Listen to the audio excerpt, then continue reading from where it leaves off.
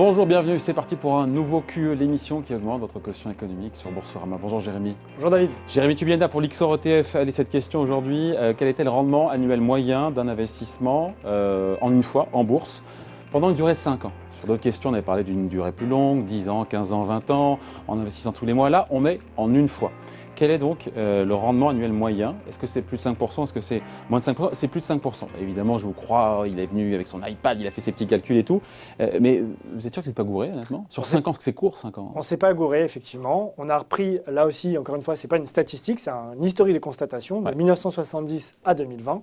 On a regardé ce qui se passait quand j'avais investi 1 000 euros, 10 000 euros, donc en une fois, c'est important. sur 5 ans. D'accord? Sur quoi d'ailleurs? Investi sur quoi d'ailleurs? Sur l'indice MSCI World. Voilà. Donc le fameux indice dont on parle de plus en plus, c'est l'indice le plus large, le plus diversifié, 1600 valeurs. Le CAC 40 du monde, Le CAC pour 40 ceux du monde. qui n'ont pas compris. Et donc finalement, en investissant one shot, en une fois, pendant 5 ans, mon rendement moyen était de 6,29%. D'accord?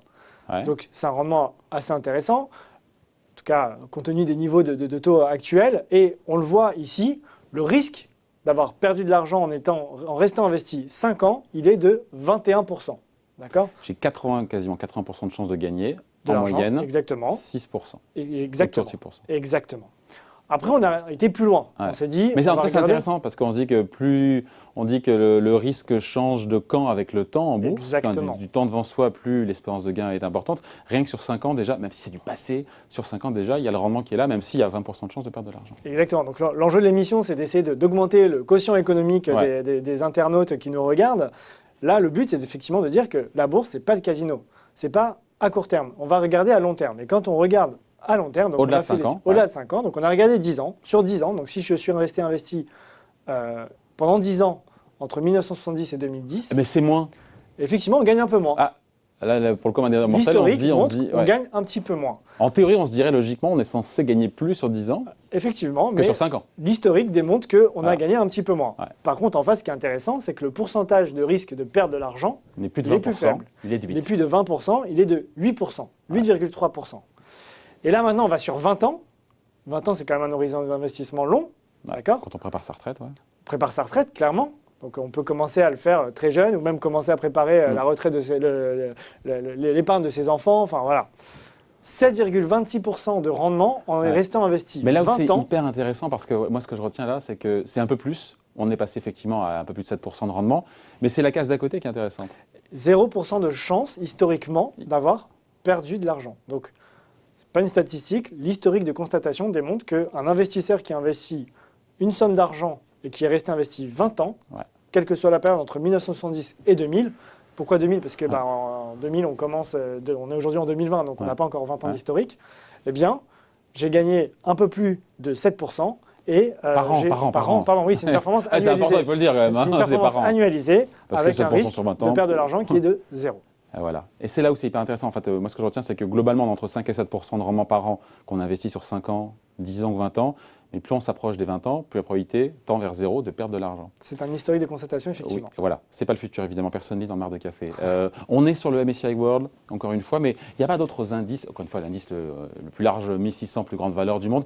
Il n'y a pas d'autres indices plus performants pour ceux qui voudraient faire plus que les 5-7% par an, ce qui est déjà très bien à l'ère des taux zéro. Alors évidemment, on s'est amusé à regarder un petit peu les performances de certains de nos ETF, des meilleurs ETF sur 1 an, 3 ans, 5 ans. Évidemment, les performances passées ne préjugent pas des performances futures, mais ce qu'on voulait montrer, finalement, c'était qu'est-ce qui a marché à court, moyen et un peu plus long terme. Globalement, il y a beaucoup de lignes. Là, il y a beaucoup de lignes. Alors effectivement, ce qui est intéressant, parce on a pris 3 dates et on a pris le top 5, d'accord. Ce qui est intéressant de regarder, c'est que effectivement, sur 1 an, par exemple, ce qui a très bien marché, c'est l'indice, le Lixor MSCI Acqui Gold, qui est investi sur les actions orifères. Voilà, on joue l'or, la thématique de l'or. On joue l'or. Évidemment. 59% de performance.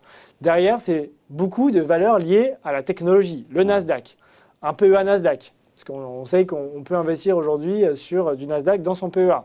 La technologie de l'information, la robotique, les nouvelles énergies également, ce qui est un peu ESG. Donc, sur 1 an, on a cette vue-là sur les performances. On veut dire quoi là concrètement?